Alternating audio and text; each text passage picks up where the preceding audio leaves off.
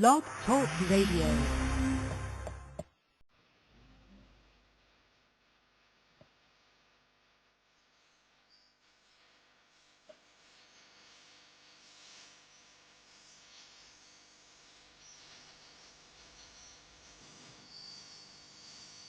Welcome, everyone. Thank you so much for joining me for the first Real Talk with Rachel on Butterfly Dreams Radio. For those of you who don't know me, I've been a sexual abuse recovery coach since 2007 and am the author of Beyond Surviving, the final stage in recovery from sexual abuse. And I work with survivors who are sick and tired of feeling broken and unfixable, and I help them let go of the pain of abuse and move on with their lives. I'm so excited for this first show. When Tricia and I chatted about my coming on and being a part of Butterfly Dreams Radio, I just, got very excited about that. And I'm really excited to be here with you as I share these 3 ways that you can build a strong foundation for recovery from sexual abuse. Anytime we start a journey, we have to make sure that we've packed all the things that we'll need, a toothbrush, good hiking shoes, a map. And the same thing goes for when we start our journey of recovery from abuse. We want to make sure that we've got what we need before we step out. I've seen over and over again the negative outcomes that result when we don't build that strong foundation for our journey. So let's get into the 3 things that you can do to get off to a good start. And while I'm sharing, do be jotting down your questions and thinking about how these things apply to your life, because I will be leaving time at the end of our call to check in with you and answer any questions that you have and do some work there. So the first foundation that we need to build in any journey is simply the belief that healing is even possible.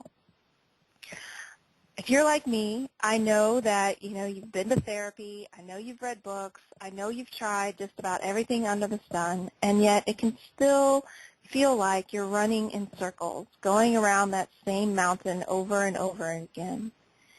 Or perhaps you're just now admitting that the abuse happened and that it's affecting your life, and you really do need to deal with it. Either way, there's likely a part of you that's wondering if you'll ever truly heal. And I really want to invite you to embrace and observe your inner doubter, but by no means give it center stage. For a while, allow yourself to see recovery as an adventure, as wild as that sounds, but one that's filled with exploration. Just be curious. Check things out. But don't allow yourself to stress about or anticipate the end results. We each walk our own path of recovery, and sometimes a single experience will make everything fall into place, and sometimes it takes a variety of experiences. I came across this quote the other day, and while I don't know who said it, I thought it was actually really poignant and speaks really to this topic. The quote said, "The very act of believing creates strength on its own." Think about that. Just the act of stepping into the hope and stepping into the belief creates this strength that we can draw on because, God knows this journey can be a hard one. There are certainly days that I look back upon in my journey where I think, I don't know how I'm going to get through that day. Covers over the head, not getting out of bed, don't want to talk to anyone, don't want to be with anyone. Just really thinking, God, there's no hope for me. Nothing's ever going to change. But when we can take on this first step of simply believing, stepping out in hope, stepping out in faith, that things can change. It bolsters us. It strengthens us. Then I came across the scene from Rocky Balboa. Now, this is probably the most unlikely source that I ever expected to get some inspiration from. But, you know, who doesn't listen to Rocky, right? So I'm going to play this clip for you. It's his response to his son, who is, you know, kind of in this space where he's really lamenting, like, where he is in his life, and he's in his father's shadow, and things just aren't going his way, and he's, you know, just kind of, in some ways, just kind of whining about it all. So I'm going to play this clip for you, and then we'll chat about it afterwards. You ain't going to believe this, but you used to fit right here. I'd hold you up to say to your mother, this kid's going to be the best kid in the world. This kid's going to be somebody better than anybody ever knew. And you grew up good and wonderful. It was great just watching you every day. It was like a privilege. Then the time come for you to be your own man and take on the world, and you did. But somewhere along the line, you changed. You stopped being you. You let people stick a finger in your face and tell you you're no good. And when things got hard, you started looking for something to blame, like a big shadow. Let me tell you something you already know. The world ain't all sunshine and rainbows. It's a very mean and nasty place, and I don't care how tough you are, it will beat you to your knees and keep you there permanently if you let it. You, me, or nobody is going to hit as hard as life. But it ain't about how hard you hit. It's about how hard you can get hit and keep moving forward. How much you can take and keep moving forward. That's how winning is done. Now, if you know what you're worth, now go out and get what you're worth. But you got to be willing to take the hits and not pointing fingers saying you ain't where you want to be because of him or her or anybody. Cowards do that, and that ain't you. You're better than that.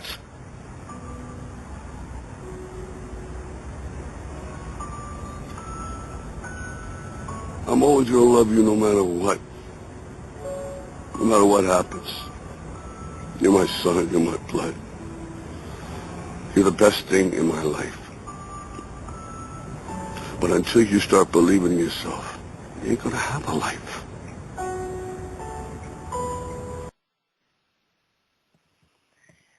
So, passion, right? First of all, that just gets me going so much, that the energy there and the passion. And I just love that final thought that he has. Until you start believing in yourself, you ain't going to have a life. And it's really that simple. It's really over and over and over again when I'm working with my clients. That's where we start. That is the first step we take, making sure that there is a willingness to believe. And that's really all you need. It doesn't have to be a genuine, you know, like I'm absolutely 100% confident. It's just a willingness, an openness to believe that we can change, that we can heal, and that it doesn't have to be this way forever. And that's always the first step in any journey. You know, I'm working right now with a client who's 71 years old, and she is an absolute inspiration and really a model for us that it's just never too late. No matter what our circumstances are, no matter where we're coming from, no matter how many times we've fallen down, we can get up, we can heal, we can move on. So, folks, it's really important to tune in to how open you are to the possibility that your thoughts and behaviors can be adapted or modified, and importantly, to explore what gets in the way of you believing that you can heal. And, you know, if you're in the chat room, I encourage you to share your thoughts on this, or just jot down your questions. You know, what is getting in your way? What's stopping you from believing that you can heal? What do you notice over and over again? And we can take that on, and we can maybe clear that out of the way for you tonight. All right, let's take a look at the second foundation. The second foundation is really understanding that trauma is not a competition. Let me say that again. Trauma is not a competition. Nobody's keeping score here. So I'm going to read you this quote from Viktor Frankl, who says in his book, Man's Search for Meaning, "A man's suffering is similar to the behavior of gas. If a certain quantity of gas is pumped in to an empty chamber, It will fill the chamber completely and evenly, no matter how big the chamber. Thus, suffering completely fills the human soul and conscious mind, no matter whether the suffering is great or little.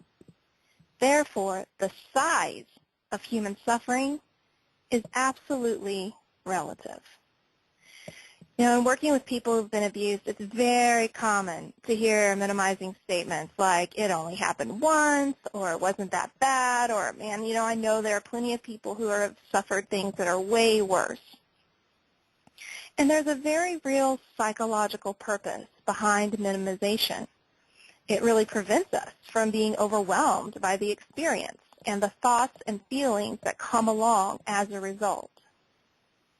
However, when we reach the place where simply suppressing or managing the effects of the abuse is no longer satisfying, these minimizations need to drop away. So in other words, trauma is not a competition. You're not up against anybody, and your story matters as much as the person's next to you. You don't get fewer points for being abused once as opposed to many times. As Frankl says, suffering, be it great or little, has a way of filling our minds and our hearts to capacity, taking over our thoughts, guiding our behavior. So, rather than trying to escape the impact of the abuse through minimization, we need to take the time to really fully acknowledge the extent to which we've been changed or hurt, and to what extent that experience is interfering with our relationships and ability to have a life that we love right now, not somewhere down the line, right now.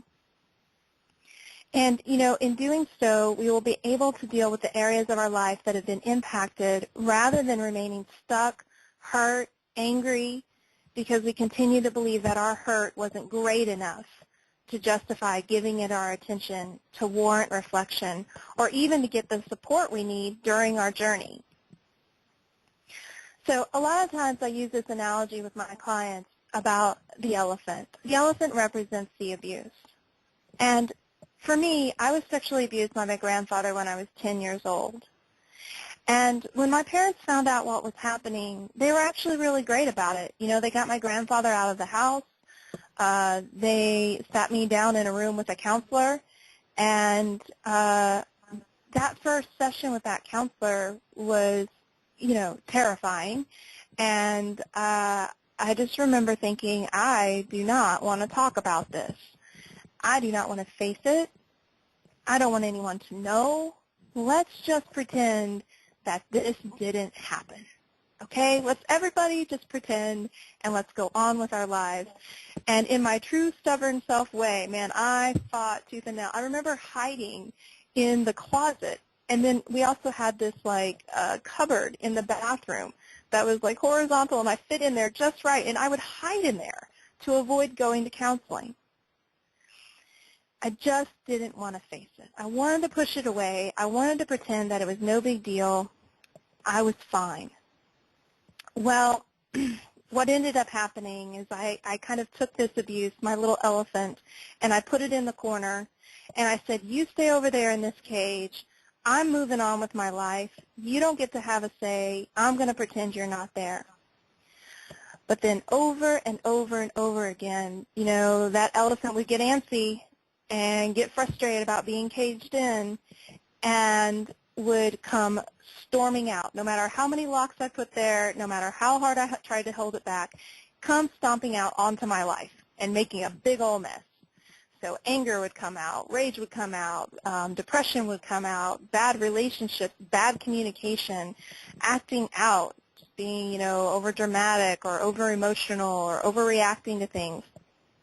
So the elephant would come tearing into my life, stomp all over everything, and then not only would I have to deal with, you know, pushing it back into the corner and exerting all of that energy to try to get it back contained, I then had all of these messes that I had to clean up.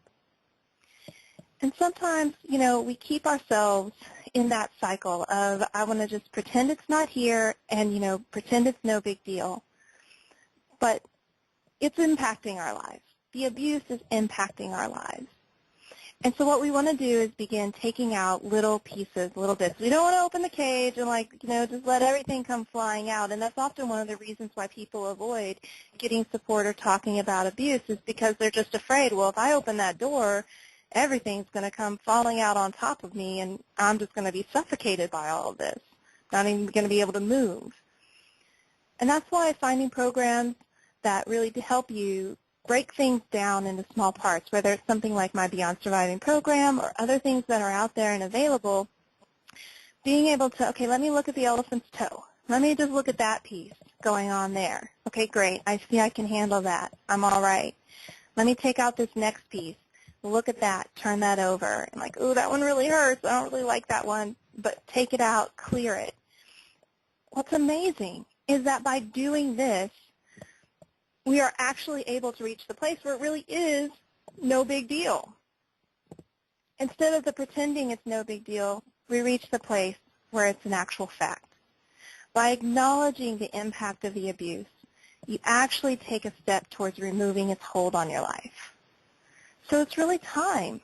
It's really time to get real about what's going on for you and letting go of that pretending. So one question that you can begin asking yourself is, what have I been minimizing or dismissing that I instead want to acknowledge and heal? Let me just repeat that question one more time for you. What have I been minimizing or dismissing that I instead need to acknowledge and heal? Okay. Now finally, the third foundation is doing an inventory of what's to gain by going on this journey. You know, when we experience abuse, two things are usually occurring. We gain irrational thoughts, pain, anger, distrust, and we lose relationships, security, freedom, energy, joy. Recovery is about the journey of bringing back to life all of those things that were lost, deadened, beaten out of you, but not destroyed as a result of the abuse. And I really want to drive that point home. And sometimes it can feel like these things are gone, and they're gone for good. Good relationships, feeling good about ourselves, having energy, having joy. Sexuality can feel like they're just off in the atmosphere, and we can't have them. But really what's happened is that these parts of ourselves have just been covered up as a result of the abuse. They're not destroyed. They're there. It's just about recovering them. It's just about revealing them again. And a very common thread that ties us together as survivors of abuse is this desire, to stop certain thoughts or behaviors and to, live, to have our lives feel normal, to feel like we're not constantly struggling and battling and fighting something. But as a result of that, we're often focused on what we want to cut out rather than what we want to add in when we start this journey. So what I want to encourage you to do is actually spend time reflecting on what it is you would like to get back that was lost as a result of the abuse. Knowing what you want to add in will get you much further along than focusing on what it is you want to cut out. So I don't know about you, but anytime I'm told, don't do that, stop that, quit that, boy, my inner 2-year-old just goes, I'm not listening to that, and pushes back and fights. So when I instead say, okay, here's something that I want to stop, what do I need to start instead? What would if that were to go away, what would I need to begin today to actually start moving in that new direction?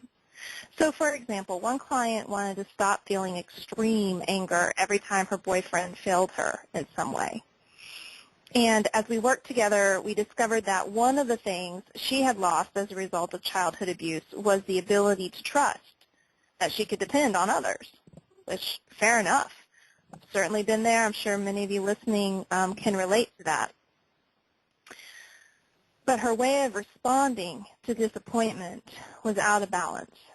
And so what she had spent many, many years doing this, well, I just need to stop feeling angry. I just need to quit that. I need to stop feeling this. And so we shifted away from talking about how to stop being angry and instead focused on what she would need to start thinking or doing in order to trust others. So she learned new communication skills. She started looking for times when the boyfriend came through for her rather than focusing only on the mistakes. And what's amazing is when she really turned her perspective and shifted her focus to how does my boyfriend show up for me, there was actually a lot of great things that he was doing. And the times when he was falling short were actually few and far between. But because she was so intent on, this, he's not going to show up for me, people are always going to fail me, boy, she was out there seeing that every second she got. Another thing she began doing was to just challenge that belief, that exact belief, that others will always let her down. So having in her back pocket these start behaviors, these what she wants to be focusing on and doing instead, and letting go of this idea that she needs to stop being angry, she needs to cut out her emotions. After 2 months, she was able to respond to being let down or disappointed in a healthy way, minus the excessive anger. So, for example, rather than blowing up when her boyfriend didn't come through for her, she would use one of the breathing techniques that I taught her to calm her body and mind, or she would journal about how she felt in the situation and then communicate to him the impact his choice had had on her, and explore options, like, okay, how can we not fall into that in the future? What can we do differently there? So recovery is about the journey of bringing back to life all those things, again, that were deadened but not destroyed. It's about drawing out or uncovering your authentic self, and you can do this by focusing on what behaviors and thoughts you want to start rather than what you want to stop. So how do you access that? How do you find that in yourself? Well, I encourage you to write a list of the things that you would like to get back, that the experience of abuse has taken away. What would you like to bring back to life? What would be present in your life if you were living instead of surviving? So some examples of this from my own life and from my clients, things like ability to trust, feeling peaceful, having a great sex life, being able to communicate my needs, able to set boundaries, feeling beautiful. Yeah. Any of those things, even things like just being able to go to work. Sometimes we can feel so debilitated and stuck that we just can't get out of bed, or, energized. I want to feel energized. I want to be living into my purpose and doing the things that I care about, being with friends, all of those things, that when we're abused, all these areas of life get impacted. And so I really want to encourage you to take some time to sit down and think about what it is you want to get back, and notice how easy it'll be for you to fall into the, well, I don't want to, right? I don't want to feel angry. So whenever you notice that, what's coming up is something that needs to be stopped, a don't. Just think about, okay, what is the opposite of that? What would need to begin? So if I don't want to feel angry, what I want is to feel peaceful, to feel calm, to feel grounded, right? So this list is a really great resource to have in your back pocket. I call it the What's to Gain list with my clients, and it's really just when the journey gets hard, you can come back to this list to remind yourself what you're fighting for. What's to gain by going to your group, by going to your therapist, by starting a program of recovery, by, reading a book, whatever the case may be. It's the why bother of all of this. It's at the heart of why it matters for you to transform. So just to review the 3 ways to build a strong foundation for recovery. We first want to believe that healing is possible. We've got to open that door. got to, step through. And whatever part of us, whatever naysaying part of us, or even outside critics, those people outside of you who say, well, that's just the way you are and that's how you're going to be, forget them. It's your journey. It's your life. You get to choose. Stepping in, just having that willingness to believe that it's actually possible. The second step, the second foundation, is to stop minimizing and dismissing and instead acknowledge what's going on for you. We can't heal, we can't move forward if we're not willing to say out loud what's not working. Yeah, and I mean, I really was an expert at that. I from 10 until 26, I was a pro. And it was in that moment when I said, all right, enough is enough. If I don't change something, if I don't shift my life right now and figure this out and face the facts and deal with this, I've got a long journey to nowhere in front of me. And sometimes we need that kick in the butt reflection too. Like if you stay on this path, where are you headed? Where is it going to take you? I know for me, that made a big difference. It was one of the key things that really spurred me on to sort it out, to figure out how we can actually move past the pain and the hurt and move on with our lives after sexual abuse. And finally, the third piece, getting present to what's to gain from the journey, right? The why bother. What's in it for me? What's in it for my family? Many of my clients who come to me who have children, husbands, a lot of that is related to, if I transform, if I change and I heal, then I can be a better mom, or I can be a better parent, or I can be a better dad, be a better partner, right? It trickles down. It's daughter, sister, all of that. It just trickles down into all of our relationships. So that's also a part of it. All right. So those are the 3 ways to build a strong foundation for recovery. Really set yourself up for success. So in just a moment, I'm going to open the lines for questions. And real quick, I just want to remind you that you can find resources and information on my website, which is Rachel Grant Coaching. Rachel is spelled R-A-C-H-E-L, Grant, G-R-A-N-T, coaching.com. And I do want to also mention, before we go into the Q&A, one of the things that you'll find there is a link to register for an upcoming free 90-minute teleseminar, The Abused Addict. And in this teleseminar, I'm going to be interviewing David Pittman, who's the president of Together We Heal and a Beyond Survivor. He's going to be sharing his story of recovery from sexual abuse and addiction.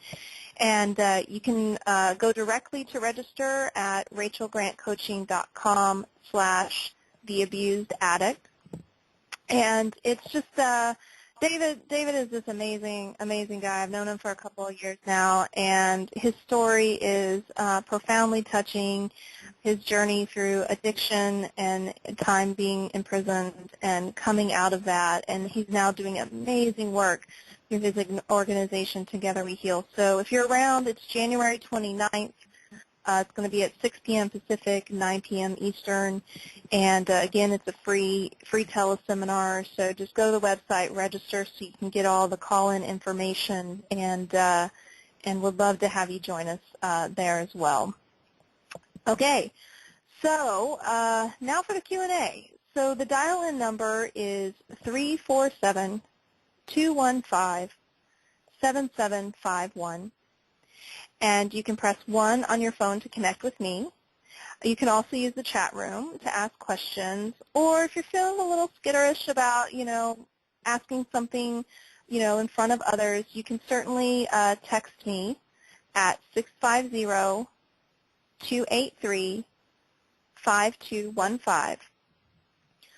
So I'm just going to say those numbers one more time because I know it can get lost a little bit here in the airways. So the dial-in number to speak with me directly is 347-215-7754, And when you call in, you're going to press 1 to connect with me. And then to text the question, the number is 650-283-5215. Okay? So before I start taking questions, I'm just going to lay a couple of ground rules and make sure that everyone kind of understands what is going to happen in this section. So first of all, feel free to ask anything. If it's particular to what we've talked about tonight, great. If you have something else on your mind that you'd like some support around, totally fine. Feel free to ask that question as well. Please know that that if in the course of our conversation and talking with each other, if I feel like your question is a little bit too broad or anything like that, and that I might, want to speak with you a little bit more one-on-one offline, then I may take it there and just give you information about how to connect with me that way. So don't take that personally. Just keeping an eye on the time and wanting to make room for other questions to be asked. And of course, as you're listening, I know sometimes that what happens is you're hearing somebody share and it kind of spurs things in you that you think about. So if you come on the line and you want to reference something that somebody else said, totally fine to do that.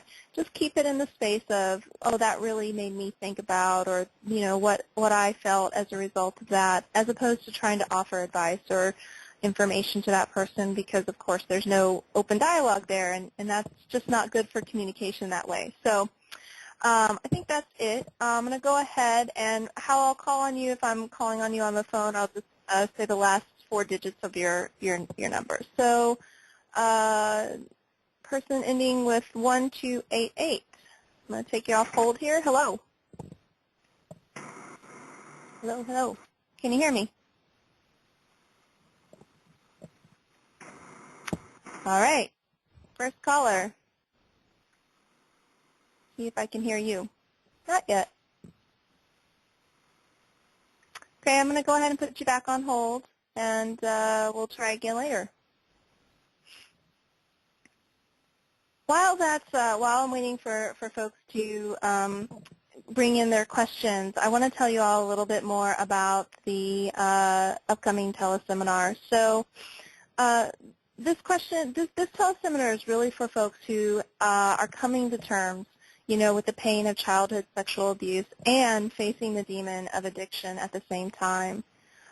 David's really going to take us through what are the greatest challenges faced by survivors of childhood sexual abuse, what exactly is an abused addict, how do you look to the past to give yourself a future, which is, I think one of the most brilliant things he talks about. It's really beautiful. And he's going to tell you a little bit more about Together We Heal and how they might be able to support you in your journey. They are an amazing resource, and they connect people with therapists all the time.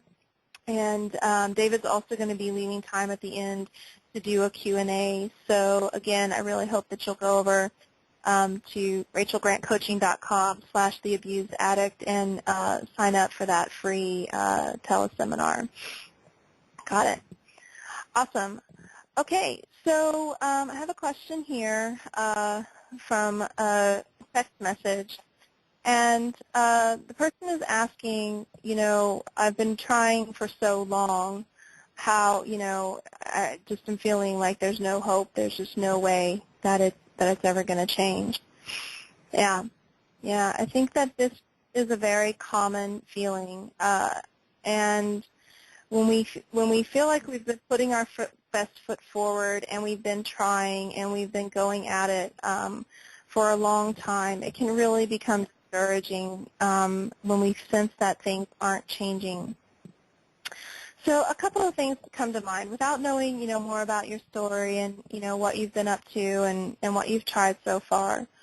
One of the things to understand is to make sure that wherever you are in your journey, that you're getting support for that stage that you're in. So sometimes what happens when people think, oh, I've been trying and I've been trying and I've been doing and doing, is that they're like a little bit too far ahead. Like, for instance, the foundation hasn't been built, right? So you might be trying to deal with things like trust and intimacy, but you haven't really worked in around your areas of boundaries. And so it's kind of like trying to step out, and you kept falling in, kept the gutter, because we haven't built that, bridge across yet. And so it can feel like you keep falling down and keep failing in these areas.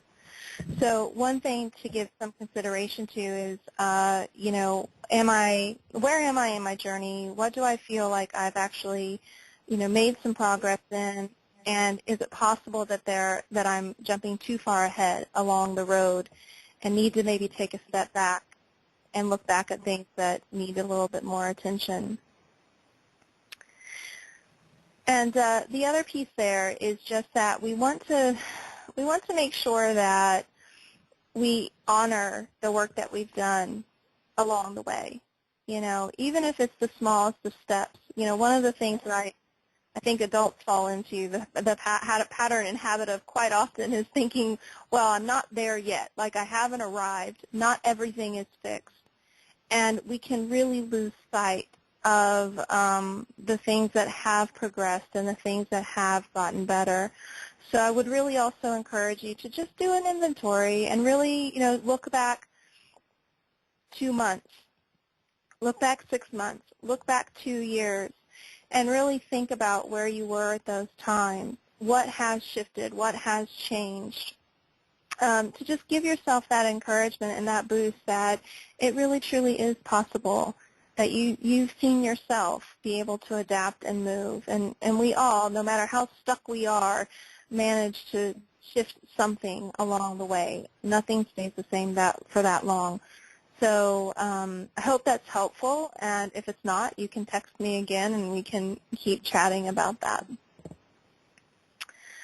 So someone in the chat room says it is so possible. I've come so far in just 2 years. Thank you for that voice of encouragement. Yeah, and actually what comes to mind too is a resource. So if you guys are familiar with pandies.org, I'll type it in here just so that we'll have it in the chat room. But it's pandys.org. This community, sometimes I lead online chats there, but this community is just amazing. It's a beautiful place to go for that extra and encouragement to just be with, people who are on the path and who are moving along. And when you're in that moment of like, I give up, no more, I'm done, you can get on there and get some support. Another great resource is onehealth.org. And let me double check because I think they might be, sorry, onehealth.com is, a great place to go for community and support as well. Lots of great resources there. So definitely check those resources out as well. Okay. Just checking in on our time. We're doing pretty well. So again, if anyone has any questions, anything that's coming up, or just what you've taken away, what you've noticed from listening. Okay, we have a question here.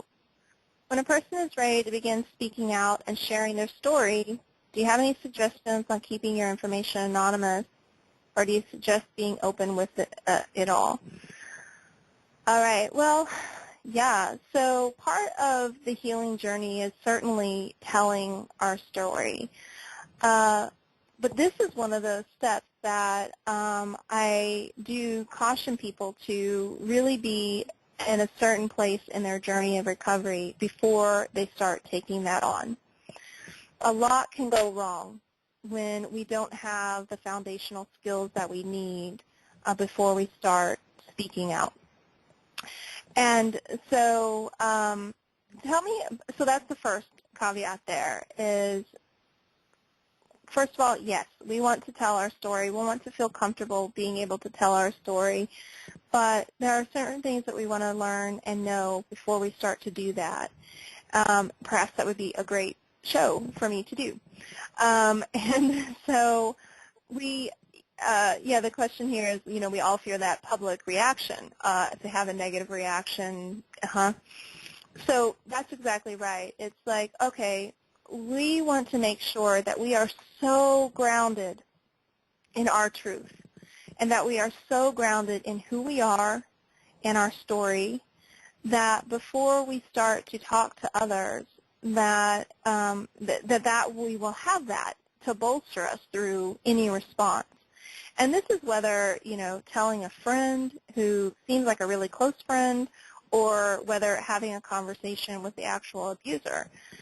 There's a place that we want to get where we are so solid that we won't be shaken, that we won't be unmounted, so to speak, or deterred from our journey as a result of something that somebody says in response to our story. For me, of course, my story is very public now, right? I think I've told my story, probably over 100 times in the past couple of years, and making the choice, of course, to begin my business, Rachel Grant Coaching, and start my program, Beyond Surviving, which contains, bits and pieces of my story throughout there. I remember there were friends who kind of were like, well, do you really want to put this out there? Do you really want everyone to know? And so much of that comes from a bigger problem that's happening in our society that is still seeing sexual abuse as something to be ashamed of. But really, for me, where I've gotten in my journey and the point that I've reached is really, I was sexually abused, I have red hair, I love to dance. It's all a part of the same picture. It's all a part of me. It's not like there's this one piece that's, particularly scary or particularly shameful or needs to be tucked away. It's all on the same level for me. And, really, I think part of I won't call it our job, but it can become, for some of us, a part of our responsibility and a part of our journey in the speaking out and the talking about abuse to keep breaking that down and challenging that because, we want people to know that it's safe and that it's okay.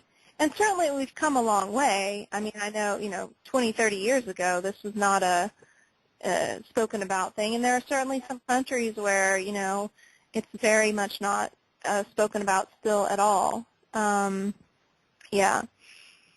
So, the person who asked the question earlier about speaking out is the family is responding, are you seriously going to let the world know about this? Yeah. And so here's if I were to coach you a little bit around that. So whenever we're about to tell our story, and there are people in our lives who are going to be impacted by that sharing, and I don't know if your abuser is in the family, but whether the abuser is or isn't a part of the family, when we start to talk about it, what happens is that it brings up fears and concerns for them, right? And it could be about us, like they're concerned for us, but it's also their own fears and concerns. What does this mean for me? What impact is that going to have on me when I, go to the next place and, go over here and, run into somebody in the grocery store and they're like, oh, I see your daughter wrote this book, and, having to answer for that. So seeing that you really feel like you're in that space where you're grounded to speak out and share, the next step is to get the people around you grounded. And, one of the things I really talk a lot about with my clients is, our responsibility to help supporters support us. Being abused isn't like having a broken leg. It's not obvious what somebody needs to do in order to care for us, in order to, show up for us. And so when you're thinking about your family and you're getting that response of, are you really sure you want to do this, get curious. There's a real opportunity there to ask questions and say, wow, I really appreciate that you're concerned. I'm curious, what do you imagine might happen? What do you think the impact might be of me telling my story in a public way? And you can ask it from both angles. What do you think the impact would be on me? And what do you think the impact would be on you or our family? And that's just going to give you some really beautiful information about what's really going on for them, where they're coming from, what they're scared of, and it might help you think about, okay, here's some information. And there's also a really good book. It's going to take me a minute to think of the title of it. It's Friends and Family Supporting Someone Who's Been Sexually Abused, and that's the that's kind of the paraphrase of the title. So let me just babble on here while I look for that resource. But yeah, making sure that they have the resources and the tools that they need in order to really be able to support you, and giving them that information so that they know how to show up for you in those instances, and so that they're also able to process and get past their own stuff that's getting in the way and causing them to feel afraid for you or for themselves. Oh, here it is. Family and friends, helping the person you care about in recovery. And I'll try to see if I can grab the author's name. These are great questions, guys. Keep them coming. It's good work. These are all certain things that we come across and have to deal with as we're going along in that journey. First of all, admitting it to ourselves, and then, being able to acknowledge and admit it to others. The author's name is Larry Pillow. So again, it's Family and Friends, Helping the Person You Care About in Recovery by Larry Pillow. And my goodness, you can get it a paperback for 1 penny on Amazon. So I'm going to go ahead and say that that's a winner. And very, very good resource for you guys to use. If you have a partner and they're struggling to understand, they don't know what to say, really definitely think about getting them those resources. Awesome.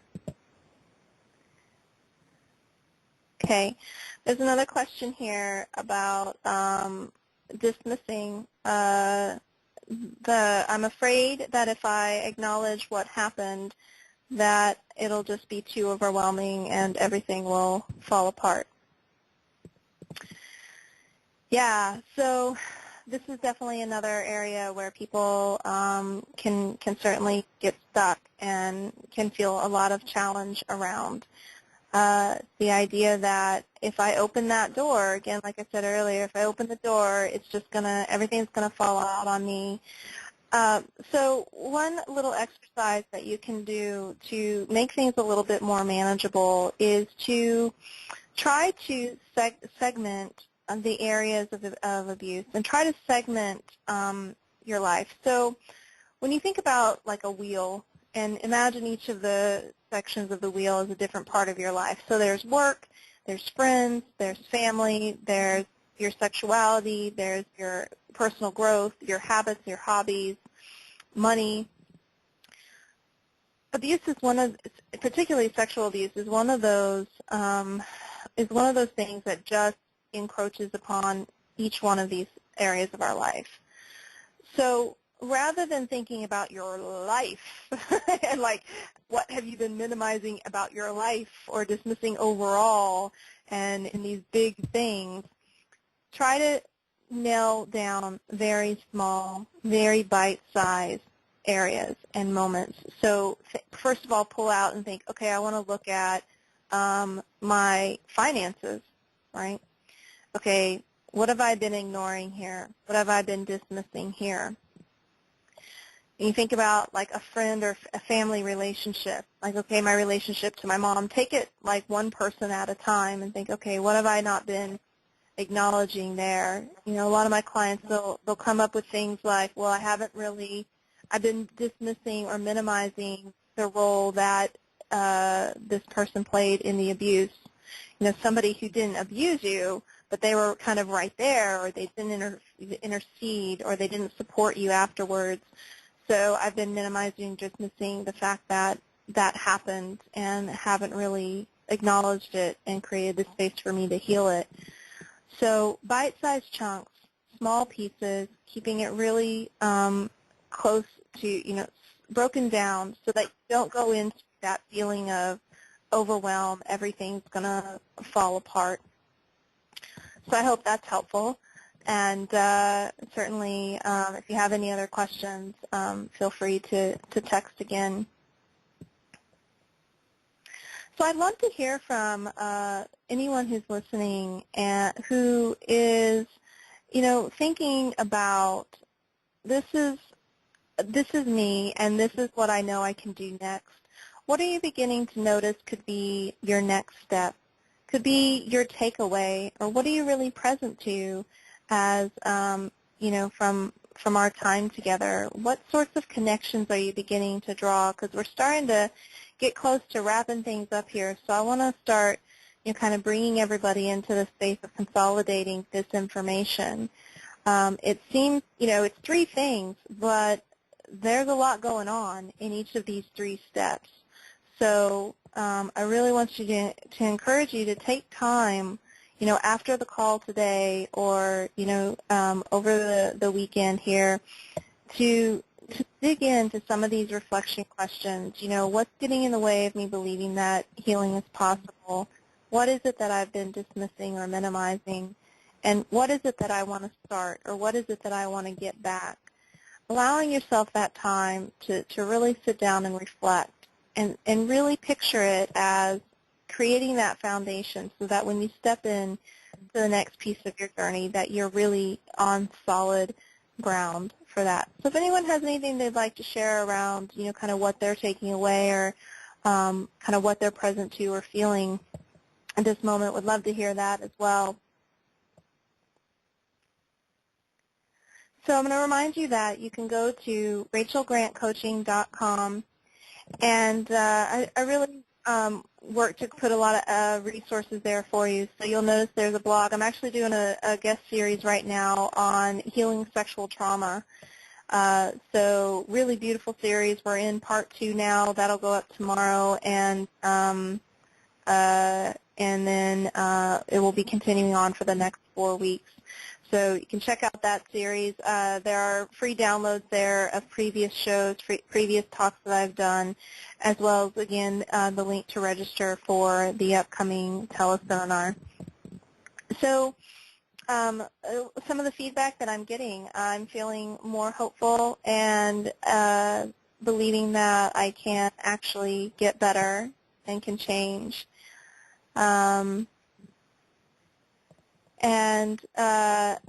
Thank you, Amy, for the idea of speaking out as a topic for a show. I definitely will make note of that. I think that would be good. And I'm looking forward to exploring what's to gain and focusing on what I want to start instead of what I want to stop. Great. Awesome. I'm feeling more courageous and open to the idea that I can get better. Beautiful, guys. That's amazing. That's really good. So the main takeaway that I want you all to just know tonight is that each step that you take matters. So no matter how small, it really all adds up. It really all makes a difference. You can certainly always reach out to me by email, coach@rachelgrantcoaching.com. You can schedule a 60-minute Discover Your Genuine Self session with me, complimentary, and it just gives you the opportunity to really explore where you're at now, where you want to go, and what's getting in the way there. And I help you kind of look at all of that and piece all of that together so that you can really notice what's getting in the way, what's keeping you stuck if you're feeling that way. And so I'm going to go ahead and begin wrapping up now. So if you have any final thoughts or questions, dive those in real quick. But otherwise, I'll be back the second Tuesday of each month. Thank you, everyone, for being here for the first ever Real Talk with Rachel. Definitely was a little nervous, but excited and had a great time. And will continue being available here for you. And so thank you so much. Reach out if you have any other questions. or concerns or feedback is definitely appreciated as well. Don't hesitate to reach out to me and think of me as a support. So second Tuesday every month, 6 o'clock Pacific, 9 o'clock Eastern, and I'll see you again next time. Good night, everyone.